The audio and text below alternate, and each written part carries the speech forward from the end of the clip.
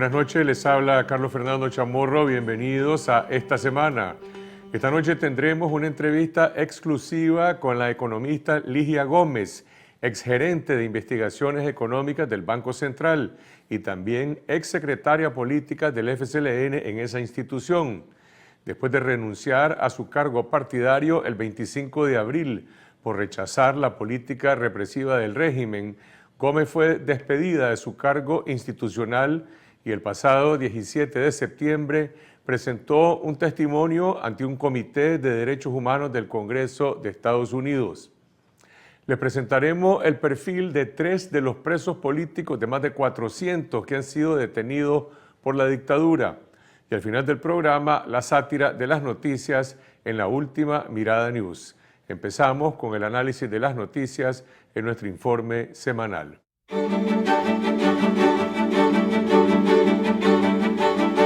La Policía Nacional trasladó su operación represiva a los centros comerciales de Managua. Este miércoles detuvo en Galerías Santo Domingo a Leónidas Luques González, porque reclamó ante el despliegue policial en el centro de compras. Otro ciudadano fue capturado cuando filmaba la detención ilegal. La administración de Galerías emitió un comunicado aclarando que ellos no solicitaron la presencia policial, que más bien está ahuyentando a los clientes. Esto obviamente es una violación flagrante a los derechos humanos de las personas y también de los propietarios, porque están violentando el derecho a la propiedad privada. Dentro de la ley 872 de la Policía Nacional, que regula todo el andamiaje de esta institución, no existe ninguna prohibición de ley en la cual determine no filmar o no grabar un acto policial. Este miércoles continuó el juicio en contra de los líderes del movimiento campesino, Medardo Mairena y Pedro Mena, acusados sin pruebas del asesinato de 4 policías en Morrito. La Fiscalía involucró en el caso a Luciano García, director de Hagamos Democracia, señalándolo de financiar los tranques y proveer armas industriales y artesanales. Los cargos fueron rechazados por el abogado defensor Julio Montenegro, quien aseguró que esta es una estrategia del régimen para fortalecer el caso y empujar a un fallo de culpabilidad. En los juzgados de Managua también presentaron a Jonathan López, líder universitario de la UNAM Managua, junto a otros 5 estudiantes que sobrevivieron el ataque paramilitar contra la Iglesia de la Divina Misericordia. Mientras tanto, el juicio contra Yubrank Suazo, líder del movimiento 19 de abril en Masaya, fue reprogramado para el 31 de enero del 2019. Las Madres de Abril emitieron un manifiesto titulado Por la verdad, la justicia y la reparación integral. En el documento piden que los autores directos e indirectos de los crímenes de lesa humanidad sean investigados y sometidos a la justicia. Las familiares de las víctimas exigieron a la dictadura Ortega Murillo el cese de todo tipo de represalias contra ellas y sus familiares.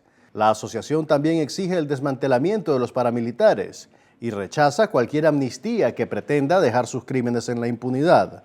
El gobierno presentó este viernes ante la Asamblea Nacional un proyecto de ley para implementar su política de reconciliación.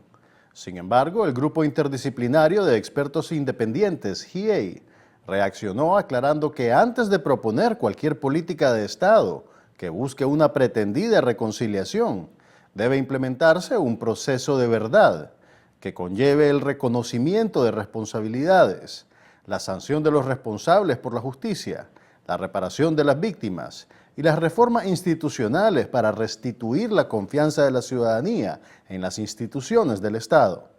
La comunicación remitida al canciller Denis Moncada cierra diciendo que esos procesos no pueden imponerse por ley. Los obispos de la Iglesia Católica concluyeron esta semana su encuentro anual de 3 días y decidieron postergar su tradicional mensaje pastoral para el mes de diciembre. El silencio momentáneo contrasta con la campaña de acoso y desprestigio que la dictadura Ortega Murillo ha desplegado contra las autoridades eclesiásticas. Las expectativas sobre su rol futuro como mediadores de la crisis sociopolítica serán aclaradas hasta la difusión del pronunciamiento. Cuenten con nosotros y nosotros contamos con todos ustedes. Daniel Ortega canceló a última hora su participación en la Cumbre Iberoamericana de Presidentes en Guatemala. Hace menos de 2 meses, Ortega también canceló su comparecencia ante la Asamblea General de las Naciones Unidas en Nueva York. Estas ausencias evidencian el creciente aislamiento internacional en que se encuentra la dictadura, como resultado de la represión mundialmente repudiada. La cumbre deliberó sobre la crisis migratoria de la región, con la participación del rey Felipe de España, el jefe del gobierno español Pedro Sánchez y otros 16 jefes de Estado de la región. En México, la caravana de migrantes llegó a la frontera de Tijuana con Estados Unidos. Alrededor de 800 personas arribaron en buses al puesto fronterizo, donde pretenden solicitar asilo. Estados Unidos cerró algunos accesos en las garitas que conectan Tijuana y San Diego. Más elementos de las Fuerzas Armadas se desplegaron en la zona. Estos soldados forman parte de los 5.600 que la administración de Donald Trump envió a Texas, Arizona y California para rechazar la caravana. De regreso a Nicaragua, el nuevo embajador estadounidense Kevin Sullivan arribó al país el miércoles y presentó sus cartas credenciales ante el canciller Denis Moncada. Sullivan dijo que su agenda de trabajo promoverá la democracia, la prosperidad y la seguridad en Nicaragua. Mientras tanto, en Washington, está previsto que en los próximos días se aprueben las sanciones directas contra el régimen de Daniel Ortega a través de la llamada Ley Magnitsky-Nica, una fusión de la Nica Act de la republicana Ileana Ros-Lehtinen y otra iniciativa promovida por el senador demócrata Bob Menéndez. Esas son algunas de las noticias que tuvieron más impacto durante la semana. Vamos a una pausa y regresamos con la historia del basquetbolista Carlos Silva, quien está siendo procesado por la dictadura, acusado de haber derribado uno de los chayopalos que simbolizan el culto a la personalidad de la vicepresidenta Rosario Murillo.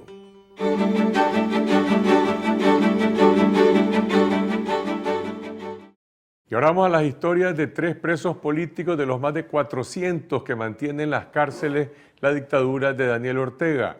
El basquetbolista Carlos Silva Rodríguez, de 43 años, está siendo procesado por el presunto delito de derribar una de las estructuras metálicas conocidas como chayopalos, que representan el símbolo del derroche económico y el poder de la vicepresidenta Rosario Murillo. Sus familiares denuncian un juicio en el que no existe ninguna prueba para demostrar su culpabilidad y alegan que su único delito fue asistir a las marchas y alzar su voz contra la dictadura. Franklin Villavicencio nos cuenta la historia. Él no hay necesidad que saliera en la televisión, en la prensa, hay una autoconvocatoria el día tal. Diario él se autoconvocaba, diario inventaba el cacerolazo, diario él inventaba ponerse la bandera azul y blanco, diario extoritaba, diario lloraba. Como aquí diario mataban, entonces diario lo hacían llorar.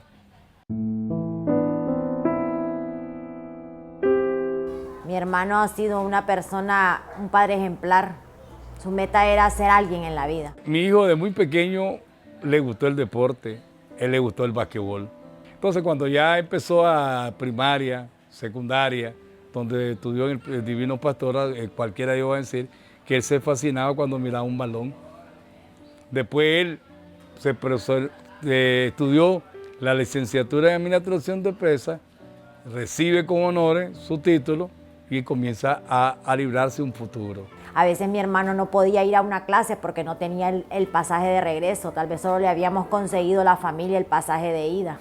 Y sin embargo mi hermano decía que no importaba, que con ese pasaje él se iba, porque tal vez algún amigo le podía regalar el pasaje de venida, pero a veces él tal vez le daba pena porque él siempre ha sido tímido. Y entonces le daba pena tal vez pedirle en ese momento a algún amigo, o no llegó el que a él sí le podía pedir, y venía a pie desde el RUCFA hasta su casa a medianoche. Él jugando basquetbol en el Parque Luis Alfonso un 25 de agosto, un sábado, a las 4:30, 5 de la tarde, fue secuestrado por una expresión que supuestamente él dio, y hasta el día de hoy, después de 55 días de estar en el Chipote, a los 56 días lo llevan al juzgado y hoy se encuentra ya en la celda de Tipitapa, de la modelo de Tipitapa. Sí iba a marcha, le encantaba ir a marcha, le encantaba expresarse el amor a Nicaragua, que ese no es ningún delito. Eso no estaba con un arma, no estaba con golpe de Estado, ni nada, sino decir, viva Nicaragua libre, patria libre y vivir. ¿Quién no quiere una Nicaragua libre y quién no quiere una patria o pátria libre y seguir viviendo en ella. Y entonces mi hermano le marcó la muerte de Alvarito Conrado. En primer lugar porque el muchacho era de 15 años, casi similar a la edad de sus hijas, y más a la pequeña. Segundo lugar, le conmovió saber que al abrirle la mochila le encontraron solo una bolsita de agua.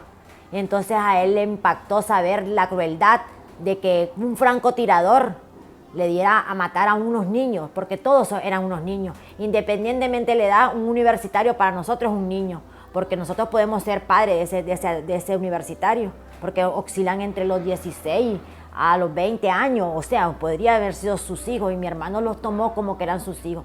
Pero le marcó la de Álvaro Conrado ver cómo lo dejaban morir en hospitales, ver cómo lo dejaron morir a un niño. Él me dice de que ninguno de estos chicos merece estar ahí. Ya se refirió a todos porque era una visita familiar. Me presentó a muchos muchachos, a los de León, muchachos que me impactaron porque son muchachos que son bien decentes, se miraban bien nobles, bien cariñosos. Y me impactó saber de que en la cárcel están la gente inteligente, los buenos ciudadanos, y afuera en la calle están las lacras. La gente que no sirve, la gente que señala al hermano, la gente de que es capaz de vender a un vecino solo porque tal vez me den una lámina de zinc, 200 Córdoba o un puesto en el Estado. No me quedé asustada porque yo estaba confundida. Yo pensaba de que podía ser que los malos son los presos y los buenos son los que están en la calle, pero no es cierto. Los buenos están presos y los mala gente está en la calle.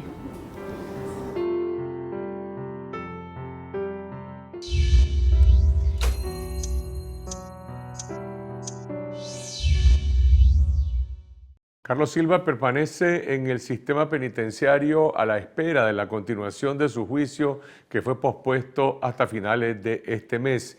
Y ahora vamos al caso de Rodrigo Espinosa, estudiante de cuarto año de Ingeniería Agrícola y también estudiante de música del Conservatorio de la Universidad UPOLI, hasta que la dictadura Ortega Murillo lo apresó por participar en las protestas cívicas. Kaylin Tercero y Patricia Martínez nos cuentan su historia. Ese 19 de abril él me dice, yo voy a luchar, esto no está bien, yo me voy, yo voy a luchar y voy a luchar. Entonces, pero yo siempre con mi temor de que anduvieran con los del UNEM. Entonces me dice, no, a mí nadie me puede exigir por una beca, yo voy a hacer lo que yo siento. Y se fue.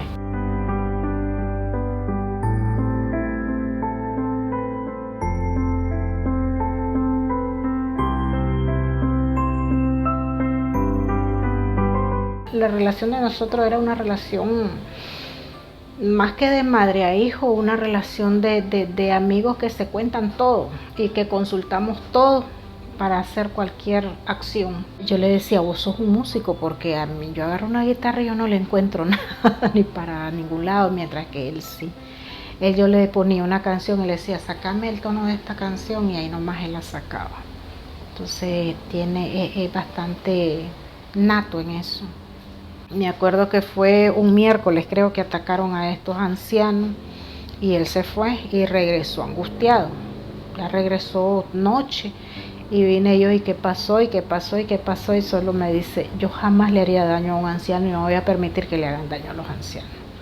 Esa fue la reacción. Al día siguiente, que ya la UPOLI se levanta con todos los estudiantes y que habían atacado también a UCA, a los estudiantes de la UCA, entonces es donde él ya se va definitivamente, que fue el 19 de abril. Yo nunca lo oí hablar a él de protesta, ni qué vamos a hacer, ni que nada. Y yo decía, mi hijo no es de eso, mi hijo es más de música, de cosas así. Pero cuando se da ese ataque que se dio a los ancianos, ahí a él lo golpeó. Me imagino que porque su abuela es pensionada. Y al ver ese ataque hacia los pensionados, entonces él como que dijo, esto no está bien. Y él no me dijo nada a mí, sino que me dice, voy a salir y ya regreso. Entonces, inclusive, como yo conozco lo que tengo, le digo, mira, cuidado, te me vas a meter a ese bonche que está ahí. A los ancianos, le digo yo, es pecado que les estén golpeando.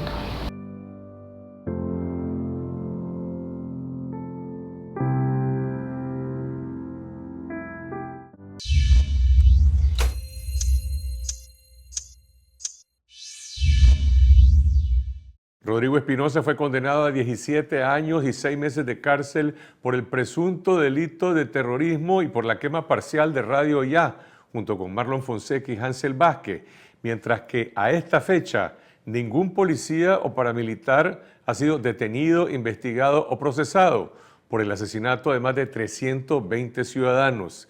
Y ahora vamos al caso de Byron Estrada, otro estudiante que estaba a pocos meses de terminar su carrera de odontología, cuando fue expulsado de la UNAM León y arrestado por liderar las protestas en la ciudad universitaria.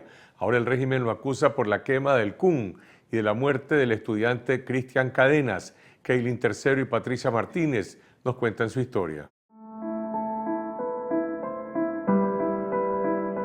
Él, si a vos te mira que tenés una necesidad, si a vos te mira que andás sin camisa, andás desnudo, él se quita su camisa y te la da. Yo no voy a clase porque han violado nuestra constitución política. Yo no voy a clase porque esas personas que hoy te llaman a clase te golpearon, te robaron e hicieron muchas cosas en nuestra universidad y no han dado explicaciones. Les digo, juntos somos UNAM León, viva Nicaragua libre y a la libertad por la universidad. Byron es un muchacho muy alegre, muy espiritual, muy bondadoso, muy caritativo. Él nunca ha sido malcriado, él siempre ha sido servicial, le sirve a su familia, quiere mucho a sus hermanos. Tiene una virgen, tiene 10 años de tener la virgen y él la celebra todos los 14 de agosto y los 7 de diciembre. La hace muchas comidas, muchas golosinas, trae filarmónicos y la celebra en la calle. Cierra la calle y ahí celebra a su Virgen y le da de comer a todas las personas que vienen a la Virgen. Sí, él hacía misa desde pequeño con su trajecito de monovío, cuando habían piñata o festividades en la casa de los tíos, él les impartía la misa y la hostia eran galletas de Rips las que les daba para decir que esa era la hostia. Inicia porque el CUN lo llevó a sacar para una manifestación. Y cuando miraron que la manifestación era ir a golpear a los viejitos que estaban reclamando el 5% que les habían quitado el gobierno. Entonces ahí se involucran en la lucha los chavalos, junto con Byron, pues. No solo él, sino que todos los chavalos. En el movimiento él era como el vocero, podría llamar yo, porque siempre andaba con el micrófono, gritando por la libertad de autonomía universitaria. Su estado de ánimo, él nunca pierde la sonrisa que él tiene, porque él tiene una sonrisa muy bonita. Y él, su sonrisa siempre está. O será que a mí me la presenta cuando yo llego, pero él está bien sonriente, está bien hasta el momento, ahí donde está. Porque lo golpearon en el Chipote, lo torturaron. Pero hoy ahí en el sistema penitenciario de Tipitapa, está en la galería 16-1.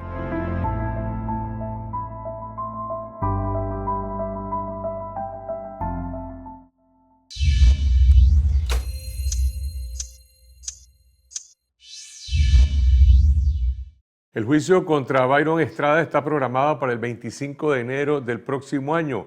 Él es uno de los más de 400 presos políticos del régimen Ortega Murillo.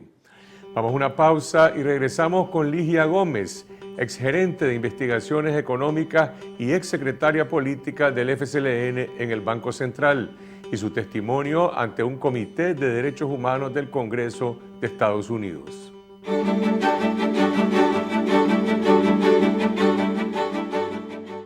El pasado 27 de septiembre, 4 ciudadanos nicaragüenses comparecieron ante la Comisión Tom Lantos de Derechos Humanos del Congreso de Estados Unidos en una audiencia presidida por el representante James McGovern, demócrata por Massachusetts. Entre los comparecientes participó Ligia Gómez, exgerente de la Dirección de Investigaciones Económicas del Banco Central, una economista experta en temas de pobreza rural y medio ambiente, licenciada de la UNAM Managua, con una maestría en la UCA y un doctorado en Economía en la Universidad de Córdoba, en España. En su testimonio escrito, divulgado por primera vez este jueves, Gómez explica que además de ejercer ese importante cargo técnico en el área de estudios económicos del banco, durante 4 años fungió como secretaria política del Consejo de Liderazgo Sandinista del FSLN en esa institución del Estado. Veamos esta entrevista con Ligia Gómez, realizada desde Estados Unidos vía Skype, en la que revela de primera mano cómo reaccionó la maquinaria Estado-Partido bajo el mando de Rosario Murillo durante la rebelión de abril. Buenas noches, Ligia. Primero que todo, ¿por qué decidiste brindar este testimonio ante el Congreso de Estados Unidos? ¿Qué relevancia tiene tu palabra como exfuncionaria pública y como exsecretaria política del FSLN en el Banco Central? Tres cosas fundamentales. Una, poder traer la realidad del país expuesta por una persona que, como yo, estaba involucrada directamente en la gestión política dentro de las instituciones del Estado, con una mirada distinta y que puede decir cómo funciona el aparato, cómo se está dando todo este proceso del que Nicaragua está sufriendo. Entonces, mi mayor interés es tener una incidencia política en tomadores de decisión que nos ayuden a destrabar esta situación que vive el país. La otra razón es que me siento en deuda por haber participado apoyando al gobierno. Me siento en deuda con los jóvenes que han sido asesinados y con los presos políticos que están actualmente. Y me siento obligada a hacer algo para lograr lo que todos queremos, justicia y democracia, y tener un futuro para nuestros hijos en Nicaragua. Vamos a hablar más adelante sobre lo que ocurrió durante la rebelión de abril. Vos fuiste secretaria política del FSLN en el Comité de Liderazgo Sandinista del Banco durante 4 años. ¿Qué tipo de mandato tenías en el Banco Central como secretaria política? Como secretaria política, las órdenes las recibimos directamente de Fidel Moreno, pero son aprobadas y autorizadas por la autoridad superior, que es en este caso Ovidio Reyes, o cuando no se encuentra, por la gerente general del Banco Central. Entonces, ¿en qué consistía el trabajo del secretario político? Movilizar a los empleados en función de las tareas partidarias, transmitir las orientaciones que recibíamos de Fidel Moreno y que venían de Rosario Murillo, porque prácticamente se leían en las reuniones o nos llegaban a nivel de circulares. Y la otra era garantizar la logística de todas estas actividades. Entonces, en eso consistía fundamentalmente. Esas actividades de movilización partidaria de los empleados públicos, ¿son de carácter voluntario o tienen alguna remuneración económica? Bueno, son voluntarias, pero sí tienen una remuneración económica, o sea, se convocan, aunque cuando ya hay poca participación, como lo que está sucediendo actualmente, que cada vez hay menos participación, empiezan a pedir listas de los que no están participando, de los que sí están participando. En el caso de cada participación se entrega 400 córdobas por participación, pero eso se va acumulando y se hace un reporte a mitad de año, y al final de año se entrega 2 veces al año un bono por concepto de participación en actividades de proyección social del Banco Central. ¿Y esa es una política específica del Banco general en el Estado o cada institución pública decide cómo remunerar la actividad partidaria? Cada institución pública decide cómo remunerar, pero el Banco Central tiene una situación especial comparada con otras instituciones debido a que tiene el señoriaje y tiene otras fuentes de ingreso propias y tiene una partida autorizada por la Junta Directiva para bonos de desempeño productivo, que son esos bonos que se usan para incentivar la actividad política. ¿Y los empleados públicos también participan en actividades partidarias electorales? Sí. Todo el andamiaje del Estado se vuelca a trabajar en las elecciones. Y antes de cada elección hay reuniones con Gustavo Porras como presidente de la Asamblea Nacional y con Humberto Campbell del Consejo Supremo Electoral, y ellos nos explicaban a los secretarios políticos qué era lo que teníamos que hacer en garantizar la participación de todos los empleados del Estado en las votaciones y movilizar con camionetas y garantizando toda la logística de los centros de votación. Entonces teníamos que movilizarnos desde un día antes, trabajando en todo este proceso, llevando gente desde sus casas a los centros de votación, dándoles la comida a todo el tejido movilizador territorial y dándole la comida a las juntas receptoras también de voto. ¿Y cómo puede el gobierno saber si un empleado público vota o no por el Frente Sandinista? En esa reunión nos demostraron que entraron a la página del Consejo, pidieron una cédula y demostraron si ese secretario político que entregó su cédula había participado en las anteriores elecciones y si había participado en las verificaciones. De manera que ellos nos dijeron de que teníamos que transmitir a todos los trabajadores que había maneras de poder controlar que se participaba o no se participaba en las elecciones. Y sí, había una gran insistencia a tal punto que después de cada elección, Ovidio Reyes pedía una lista de los que no andaban el dedo manchado. La existencia de un aparato partidario que funciona de manera vertical, subordinado al presidente de la principal institución técnica del país, ¿tiene implicaciones en las decisiones técnicas del Banco Central? Sí. En el caso de las funciones del presidente del Banco Central, de una institución con una importancia clave en la vida económica del país, lo que vemos es que como él tiene un nivel de alineamiento político muy fuerte, él dedica mucho de su tiempo a trabajar en funciones de dirección de otras instituciones del Estado, que no son el Banco Central necesariamente. La otra implicancia es de que hay un filtro bien fuerte en lo que se publica. Si el dato no es conveniente, no se publica, simplemente se bloquea. Entonces, todo eso hace además que exista un trabajo con los técnicos muy controlado. Los técnicos no pueden opinar libremente, tienen que solo esperar qué es la orientación que el presidente da para proceder a seguir con una propuesta de X o Y trabajo, porque no puede uno tomar iniciativas que ellos consideren sean fuera de lo orientado. Entonces, por supuesto que esto coacciona el desarrollo institucional y merma las funciones de una institución tan importante como la del Banco Central.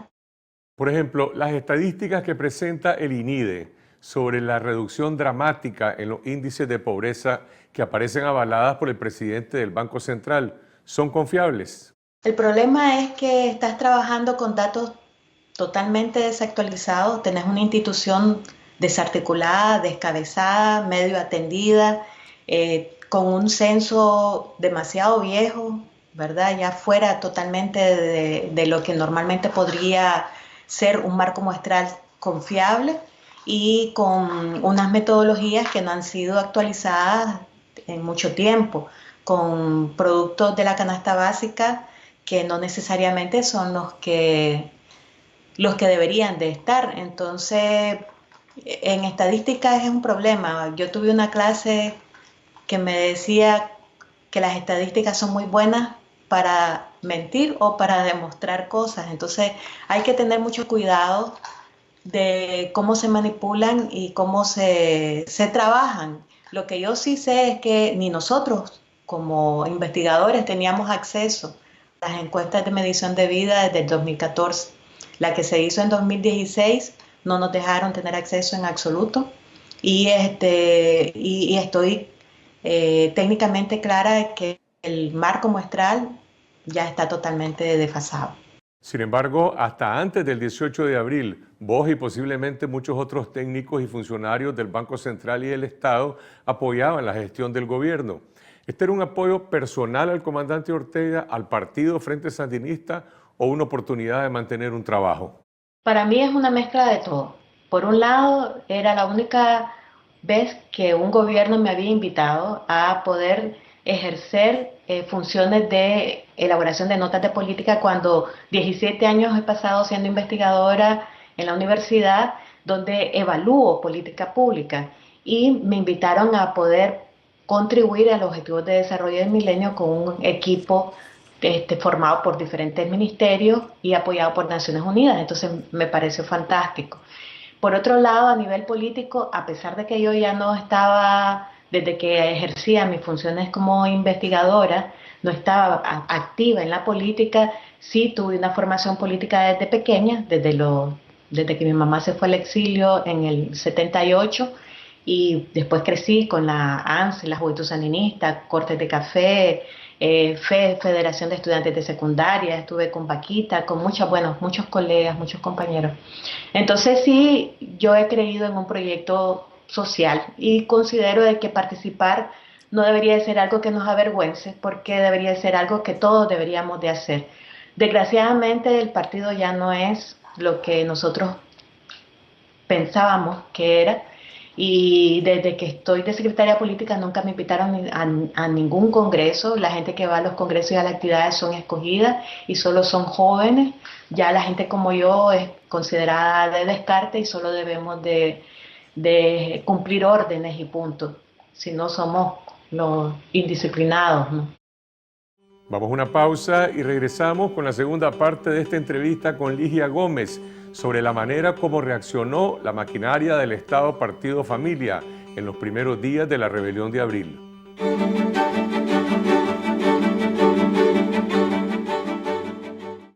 Y ahora vamos a la segunda parte de esta entrevista con Ligia Gómez, exsecretaria política del FCLN en el Banco Central, quien el pasado 17 de septiembre compareció en una audiencia ante una Comisión de Derechos Humanos del Congreso de Estados Unidos, según su testimonio escrito.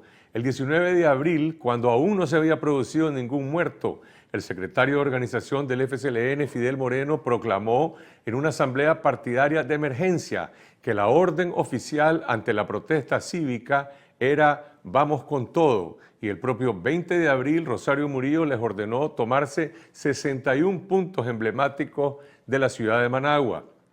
Ligia, en tu testimonio ante el Comité de Derechos Humanos del Congreso de Estados Unidos, decís que pasaste por el camino de Oriente el propio 18 de abril y viste cuando los protestantes empezaban a reunirse. ¿Fuiste testigo de la represión? Sí, es que yo vivo cerca, entonces pasé comprando helados Pops para mis hijas y estaban comiendo Pops los jóvenes que estaban para protestar. No eran muchos, eran pocos, y mi susto fue que llegando a la casa ya los estaban golpeando. Entonces, o sea, no lo miré en la golpiza, pero fue todo en el mismo, me dio un gran susto, y luego de eso aumentó, ¿no?, la tensión de ese momento. El presidente del Banco Central me llama preguntando que qué es lo que está sucediendo y yo le digo, bueno, lo que está sucediendo es que la gente protestó por esto, pero la represión que hubo, la reacción fue desmedida. Usted que puede hablar con ellos, por favor hable con ellos porque a usted lo escuchan, tiene una posición donde lo pueden escuchar. Entonces él solo insistió en decirme, no, ¿qué orientaciones recibiste de Fidel Moreno?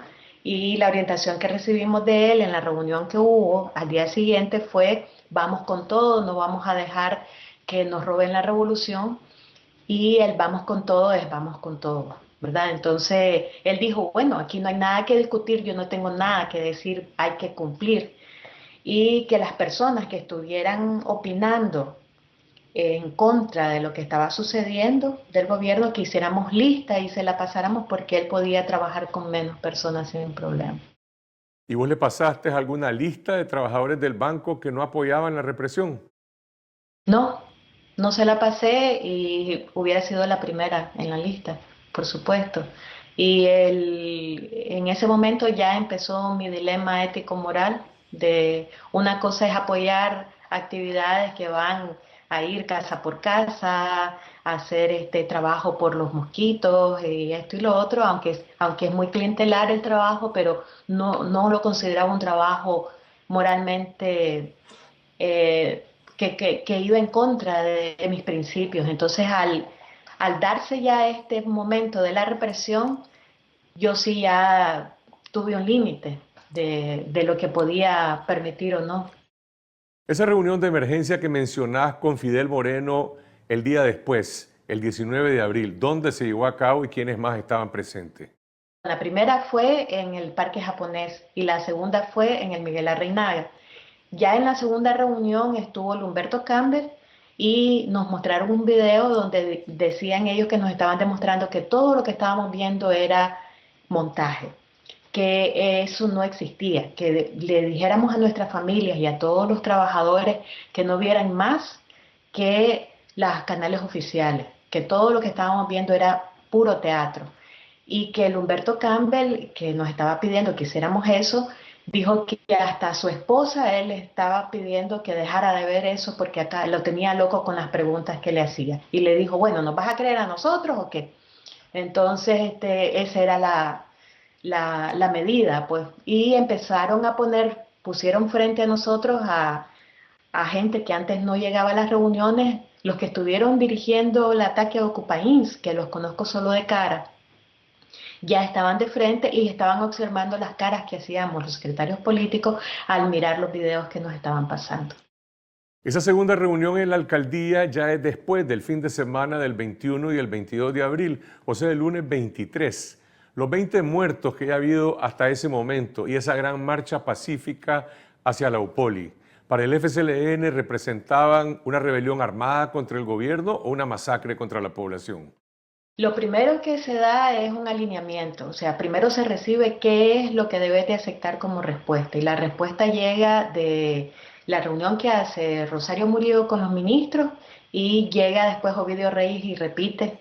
¿Y cuál fue el argumento? El argumento fue, aquí no pasa nada, el presidente está totalmente, el poder está totalmente seguro, ustedes estén tranquilos, aquí solamente se dio un pequeño error de haber tocado a algunos jóvenes y algunos ancianos, ya sabemos que eso no se debe de hacer y la oposición está totalmente dividida, no existe ninguna oposición, nadie tiene un Daniel Ortega como tenemos nosotros, así que ustedes tranquilos porque el poder va para largo. Entonces eso, díganle a la gente que todo el mundo esté en paz, tranquilo, que no pasa nada. Es más, en las reuniones de gerencia ya había un apoyo abierto de Ovidio a la represión, tal que nos decía, si alguien va a una marcha o convoca una marcha, sabe que está invitando a matar. Pero ¿por qué tienen que atacar una marcha? O sea, ¿por qué decir que vas a invitar a una marcha es aceptar que tienen que haber muertos? No tiene sentido, ¿verdad? Entonces, eran parte de ese problema ético y moral que vivimos. Y creo que no solo yo, probablemente muchos compañeros que estén dentro todavía. Hay un correo electrónico fechado el día viernes 20 en el que la Jefatura Nacional del FSLN a cargo de Rosario Murillo ordena la toma por tiempo indefinido de 61 puntos emblemáticos de Managua en todos los distritos de la capital. Sin embargo, ese día lo que se vio en Managua fue una rebelión espontánea de la población. En ese momento, las estructuras del FSLN no podían tomarse esos 61 puntos. Sí, tratamos de hacerlo. Yo traté de cumplir, a nosotros nos ubicaron en la suburbana, entonces nosotros hicimos un rol para estar las 24 horas. Cuando decís nosotros, ¿a quién te referís? Es el CLS, el Comité de Consejo de Liderazgo Sandinista. Entonces, el Banco Central hicimos un rol donde íbamos a ir un grupo desde el viernes, otro grupo el sábado, otro grupo el domingo. Eran 2 grupos por día, porque eran 24 horas. Pusimos toldo, pusimos sonido, pero en lo que yo dejo a la gente y subo, yo paso por los barrios de arriba porque llevé a una compañera de trabajo a su casa en unos barrios que yo no vivo. Yo vivo en Carretera Masaya, entonces entré a los barrios que están cerca de Lupoli más adelante y miré que eso era una insurrección. O sea, yo lo miré con mis propios ojos, me costó un montón regresar a mi casa. Estaba la gente con cazuelas en la calle, o sea, yo me sentía en los 70, en el 78, viví eso, estaba pequeña, tenía 8 años, pero me acuerdo perfectamente de todo. Entonces, yo llamé a la gente y les dije, váyanse a su casa. Y el sábado y el domingo yo no cumplí con la orden, los desmonté totalmente y fue mi primer acto de indisciplina porque eso fue así fue como fue catalogado por el presidente, que yo cometí indisciplina. Según tu testimonio, presentaste la renuncia como secretaria política el miércoles 25 de junio. ¿Qué pasó ese día? Yo iba para el trabajo y estaba todo bloqueado. Me costaba un montón porque la UNAM no se podía pasar, estaba bloqueado por todos lados, no podía entrar a Managua. Entonces me pasa una joven que se llama Blanca García, que el nexo entre Fidel Moreno y las instituciones, que es la que hace el trabajo, digamos, de logístico con nosotros. Y ella me dice que tenemos que estar ahí, nos toca el último turno, el de las 6 de la tarde, porque eran turnos que teníamos que ir a la Hugo Chávez. Entonces yo le dije a ella, mira, yo miro que esto está muy peligroso, ¿para qué exponer a las personas de llegar ahí? Es más, en la reunión anterior ya nos habían dicho, si los atacan, filmen, porque solo salen que son ellos los atacados. Si los atacan a ustedes, fílmense. Yo no quería vivir una situación donde yo soy responsable de estar movilizando gente que va a ser atacada y que me dicen que además filme.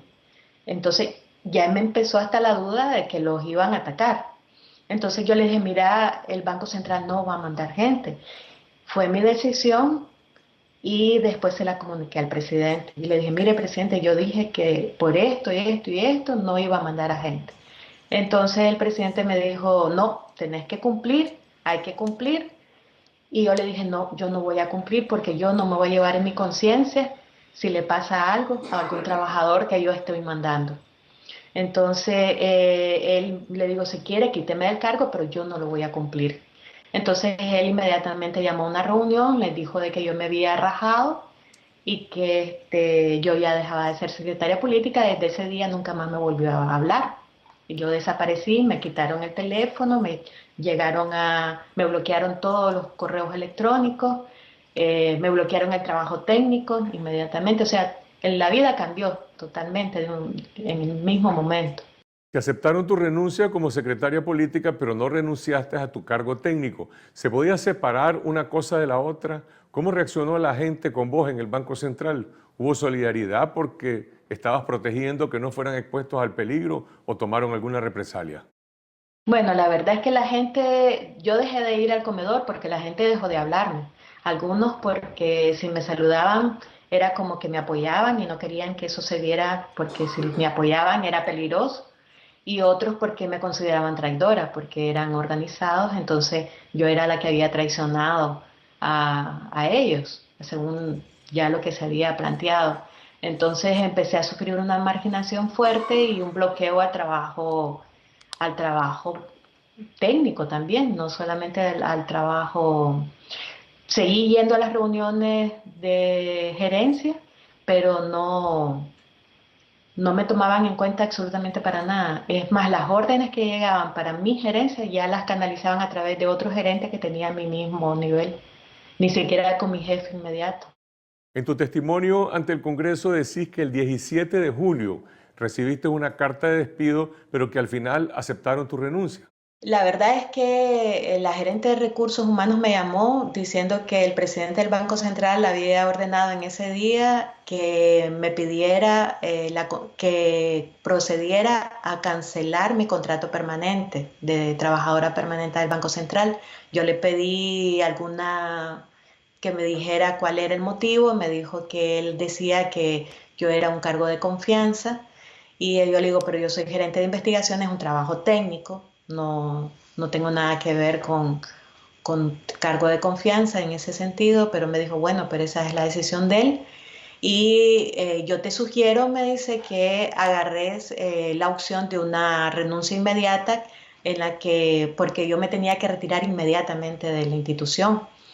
Entonces ella me dijo que si yo no agarraba eso, yo perdía todas las prestaciones que tenía de ley. Entonces, bueno, me acogí a presentar la renuncia inmediata y me fui inmediatamente. Y desde ese día, pues yo no volví a poner un pie en el Banco Central. ¿Por qué decidiste dejar el país con tu familia si habías dejado el cargo en el Frente Sandinista y habías salido del banco? ¿Por qué emigraste?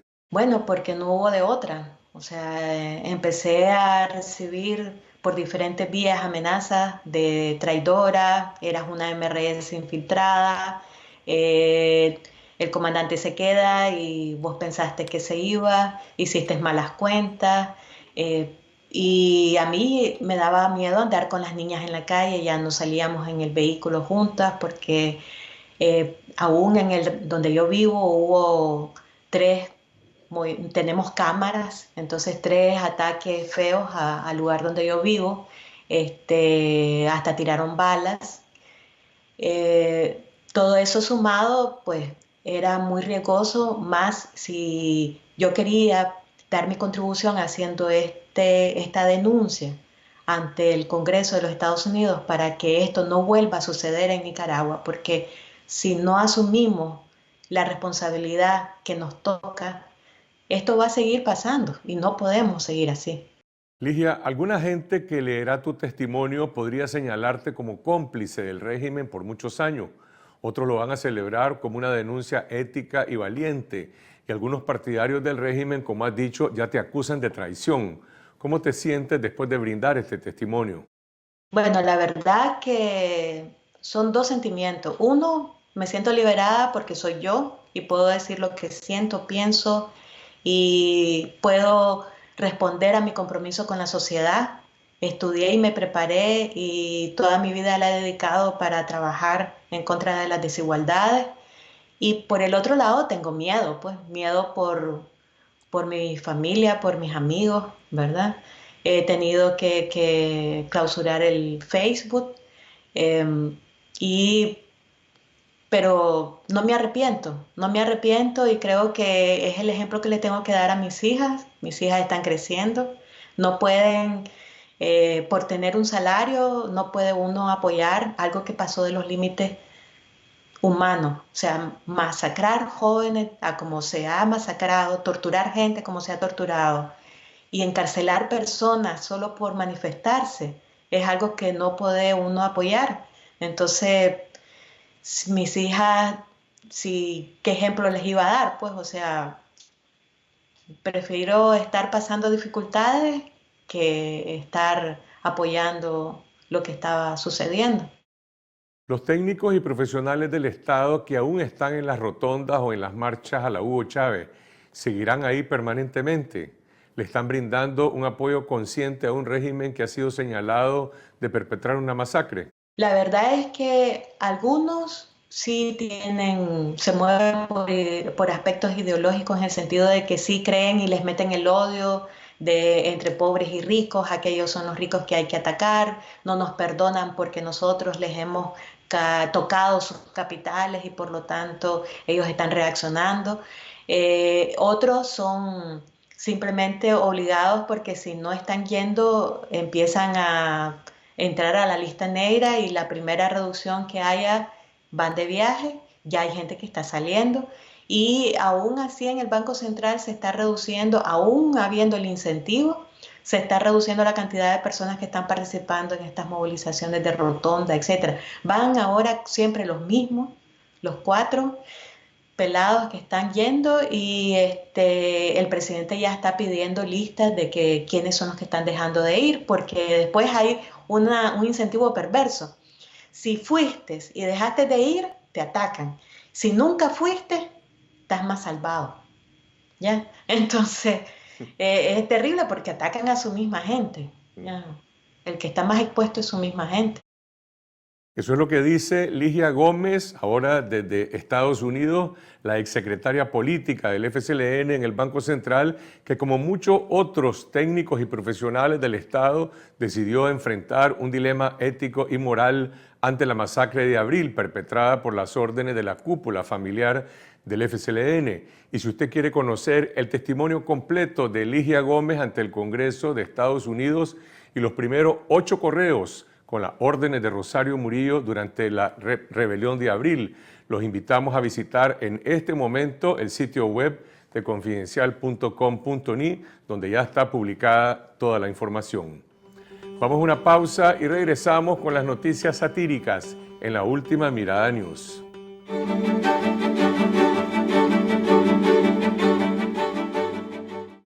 Y ahora vamos a La Última Mirada News con las noticias que no alcanzaron en el informe semanal.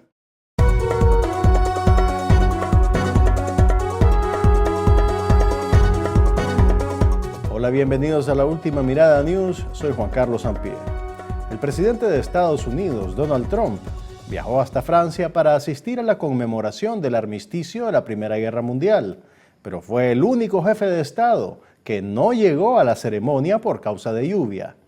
2 días después, ya en Estados Unidos, declinó su participación en la ceremonia del Día de los Veteranos en el cementerio de Arlington, porque supuestamente también había pronóstico de lluvia. Pero antes de que se sientan superiores, recuerden que el comandante Ortega no sale cuando hace sol y usa chaqueta en el verano. Ortega canceló a última hora su participación en la Cumbre Iberoamericana de Presidentes.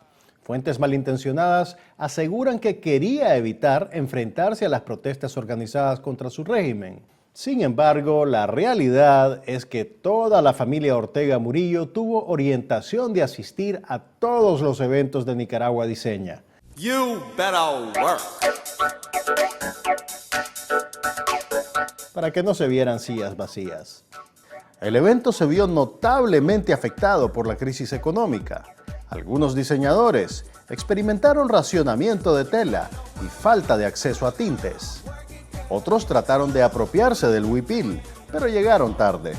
Esa moda la impuso Doña Flor en las marchas. Entre los invitados especiales se encontraban muchos miembros del cuerpo diplomático.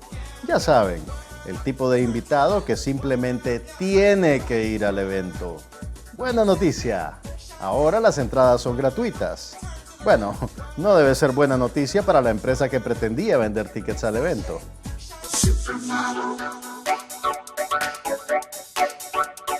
Honestly, I think you should let me run the country, you run CNN, and if you did it well, your ratings would be much better. If I may ask one other question, Mr. President. Esta semana la Casa Blanca revocó la credencial de prensa del periodista de CNN, Jim Acosta. Además, Trump insultó a varios periodistas que hicieron preguntas que no le gustaron. What a stupid question that is. What a stupid question. But I watch you a lot. You ask a lot of stupid questions. Ve, compañero Trump, por eso nosotros no damos conferencias de prensa y solo le hablamos a los periodistas que están en planilla. Ellos ya saben que no pueden hacer preguntas, dijo la compañera Rosario. La Policía Nacional invadió los centros comerciales de la capital y apresó al menos a 2 ciudadanos en pleno inicio de la temporada de compras navideña.